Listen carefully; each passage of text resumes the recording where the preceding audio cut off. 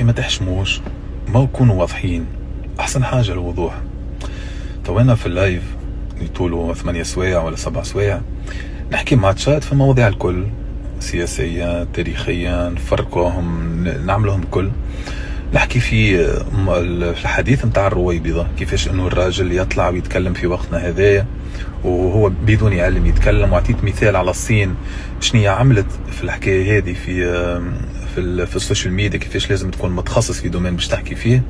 يجي يطلع كيما العادة يقول لك تحكي عليه، والله العظيم والله ما فماش اعظم من ربي يديرك ماكش في مخي وقت انا نحكي في الموضوع هذا، ماكش موجود كيما ماكش موجود وقت اللي انا نحكي في تشيرنوبيل. والله كي نكتب في تشيرنوبيل الى قصدتك لا من بعيد لا من قريب طالع، ديما تحب تركب على الاحداث، يعني نشوف كل شيء واضح معناها العمليه الحقيقه.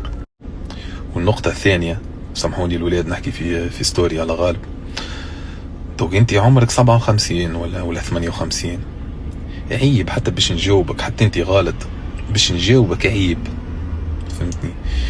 اخي مازالت 2025، مازالت العباد نافحه بالاجرام والكذب، هلكتوه الجينيراسيون هذه، هلكتوه.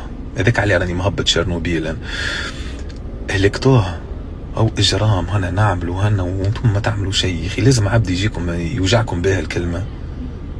اخي فما تصور انت بابلو اسكوبار طالع في ستوري ويهدد في الكارتيل، انتي ما عايش خويا، انا كنا نعرفوا بعضنا والدنيا صغيره، سايب عليه واختاك مني، نقطه، اختاك مني بالرسم.